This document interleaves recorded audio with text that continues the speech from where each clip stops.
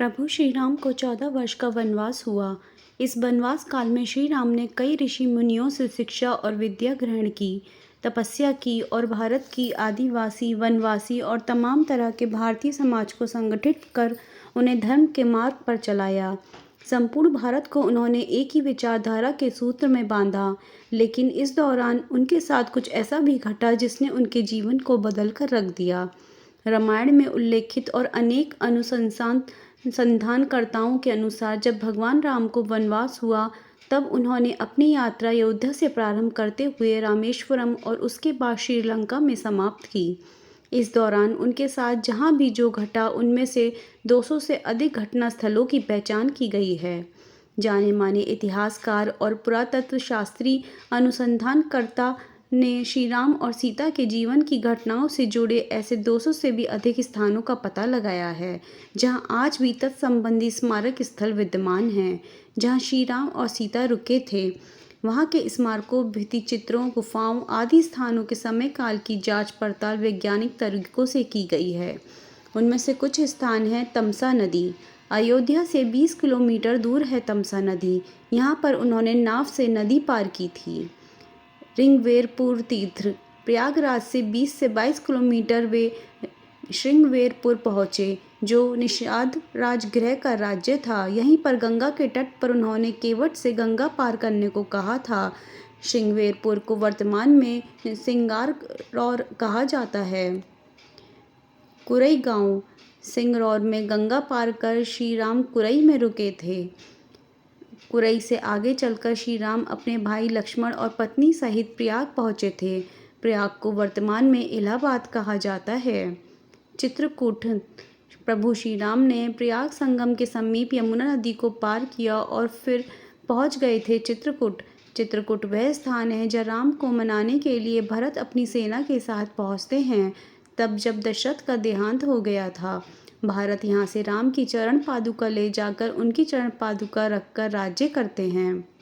चित्रकूट के पास ही सतना स्थित अत्रि ऋषि का आश्रम था। हालांकि अनुसुईया पति महर्षि अत्रि चित्रकूट के तपोवन में रहा करते थे, लेकिन सतना में रामवन नामक स्थान पर भी श्री राम रुके थे, जहाँ ऋषि अत्रि का एक और आश्रम था। चित्रकूट से निकलकर श्री राम घने वन में पहुंच गए। असल में यही था उनका वनवास। इस वन को उस काल में दंडकारण्य कहा जाता था। मध्य प्रदेश, छत्तीसगढ़ और महाराष्ट्र के कुछ क्षेत्रों को मिलाकर दंडकारण्य था। दंडकारण्य में छत्तीसगढ़, ओडिशा एवं आंध्र प्रदेश राज्यों के अधिकतर हिस्से शामिल हैं। दरअसल उड़ीसा की महानदी के इस पास से गोदावरी तक दंडकारण्य का क्षेत्र फैला हुआ था। इसी दंडकारण्य का ही हिस्सा है आंध्र प्रदेश का एक शहर भद्राचलम। गोदावरी नदी के तट पर बसा यह शहर सीता रामचंद्र मंदिर के लिए प्रसिद्ध है। यह मंदिर भद्रगिरि पर्वत पर है। कहा जाता है कि श्री राम ने अपने वनवास के दौरान कुछ दिन इस भद्रगिरि पर्वत पर ही बिताए थे। स्थानीय मान्यता के मुताबिक दंडकारण्य के आकाश में ही रावण और जटायु का युद्ध हुआ था और जटायु के कुछ अंग दंडकारण्य में आ गिरे थे। ऐसा माना जाता है कि दुनिया भर में सिर्फ यहीं पर जटायु का एकमात्र मंदिर है।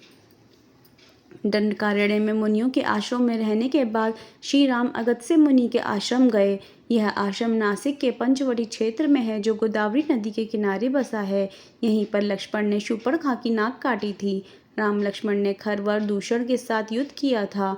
गिद्धराज जटायु से श्री राम की मैत्री भी यहीं हुई थी। वाल्मीकि रामायण अरण्यकांड में पंचवटी का मनोहर वर्णन मिलता है।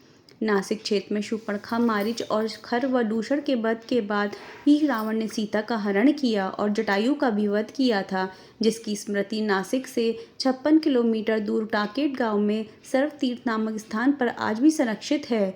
जटायु की मृत्यु सर्वतीर्थ नाम के स्थान पर हुई, जो नासिक जिले के इगतपुरी तहसील के टाकेट गांव में मौजूद है। इस स्थान को सर्वतीर्थ इसलिए कहा गया क्योंकि यहीं पर मरणासन जटायु ने सीता माता के बारे में बताया था। राम जी ने यहाँ जटायु का अंतिम संस्कार करके पिता और जटायु का श्राद्ध तर्पण किया था। इसी तीर्थ पर लक्ष्मण रेखा थी। पर्णशाला आंध्र प्रदेश में खम्मान जिले के भद्राचलम में स्थित है। रामालय से लगभग 1 घंटे की दूरी पर स्थित पर्णशाला को पंशाला या पंसाला भी कहते हैं। पर्णशाला गोदावरी नदी के तट पर स्थित है। मान्यता है कि यही वह स्थान है जहां से सीता जी का हरण हुआ था। हालांकि कुछ मानते हैं इस स्थान पर रावण ने अपना विमान उतारा था। इस स्थल से ही रावण ने सीता को पुष्पक विमान में बिठाया था, यानी सीता जी ने धरती यहाँ छोड़ी थी। इसी से वास्तविक हरण का स्थल माना जाता है। यहीं पर राम सीता का प्राचीन मंदिर है। सर्वतीर्थ और पर्णशाला के बाद श्री राम लक्ष्मण सीता की खोज में तुंगभद्रा तथा कावेरी नदियों के क्षेत्र में पहुंच गए। तुंगभद्रा एवं कावेरी नदी क्षेत्रों के अनेक स्थलों पर वे सीता की खोज में गए। तुंगभद्रा और कावेरी नदी को पार करते हुए राम और लक्ष्मण चले सीता की खोज में। जटायु और कवच से मिलने के पश्चात वे ऋषियुमक पर्वत पहुँचे। रास्ते में वे पंबा नदी के पास शबरी आश्रम भी गए, जो आजकल केरल में स्थित है। शबरी जाति से भीलनी थी और उनका नाम था श्रमणा। पंबा तुंगभद्रा नदी का पुराना नाम है। इसी नदी के किनारे पर हम्पी बसा हुआ है। पौराणिक ग्रंथ रामायण में हम्पी का उल्लेख वानर राज्य किष्किंधा की राजधानी के तौर पर किया गया है। केरल का प्रसिद्ध सबरीमल्ले मंदिर तीर्थ इसी नदी के तट पर स्थित है। मल्ले पर्वत और चंदन वनों को पार करते हुए वे ऋषियुमक पर्वत की ओर बढ़े। यहाँ उन्होंने हनुमान और सुग्रीव से भेंट की, सीता के आभूषणों को देखा और श्री राम ने बाली का वध किया। ऋषियुमक पर्वत वाल्मीकि रामायण में वर्णित वानरों की राजधानी किष्किंधा के निकट स्थित था। ऋषियुमक पर्वत तथा किष्किंधा नगर कर्नाटक के हम्पी जिला बेलारी में स्थित है। पास ही पहाड़ी को मतंग पर्वत माना जाता है। इसी पर्वत पर मतंग ऋषि का आश्रम था, जो कि हनुमान जी के गुरु थे। हनुमान और सुग्रीव से मिलने के बाद श्री राम ने वानर सेना का गठन किया और लंका की ओर चल पड़े। तमिलनाडु की एक लंबी तटरेखा है जो लगभग 1000 किलोमीटर तक विस्तारित है।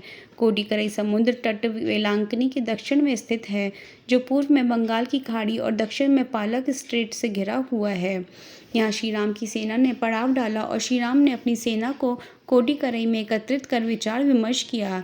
लेकिन राम की सेना ने उस स्थान के सर्वेक्षण के बाद जाना कि यहाँ से समुद्र को पार नहीं किया जा सकता और यह स्थान पुल बनाने के लिए उचित भी नहीं है।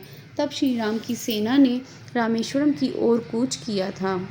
रामेश्वरम समुद्र तट एक शांत समुद्र तट है और यहाँ का छिछला पानी तैरने और सन वैदिक के लिए आदर्श है। रामेश्वरम प्रसिद्ध हिंदू तीर्थ केंद्र है। महाकाव्य रामायण के अनुसार भगवान श्री राम ने लंका पर चढ़ाई करने के पहले यहाँ भगवान शिव की पूजा की थी।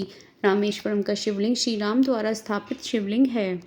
वाल्मीकि के अनुसार 3 दिन की खोजबीन के बाद श्री राम ने रामेश्वरम के आगे समुद्र में वह स्थान ढूंढ निकाला जहां से आसानी से श्रीलंका पहुंचा जा सकता हो। उन्होंने नल और नील की मदद से उक्त स्थान से लंका तक का पुनर्निर्माण करने का फैसला लिया। धनुषकोडी भारत के तमिलनाडु राज्य के पूर्वी तट पर रामेश्वरम द्वीप के दक्षिणी किनारे पर स्थित एक गाँव है। धनुषकोडी पवन के दक्षिण पूर्व में स्थित है। धनुषकोडी श्रीलंका में तलमनार से करीब 18 मील पश्चिम में है।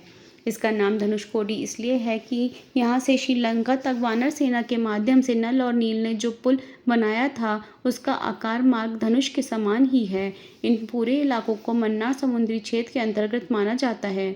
धनुषकोडी ही भारत और श्रीलंका के बीच एकमात्र स्थलीय सीमा है जहाँ समुद्र नदी की गहराई जितनी है उससे कहीं कहीं भूमि नजर आती है।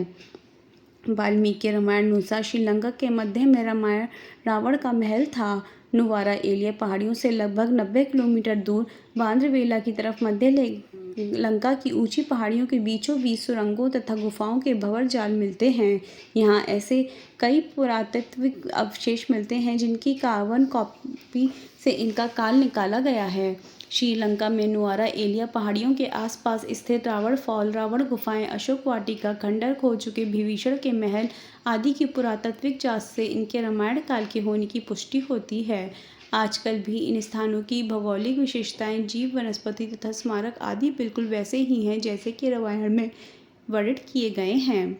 श्री वाल्मीकि ने रामायण की संरचना श्री राम के राज्याभिषेक के बाद वर्ष 5075 ईपू के आसपास होगी।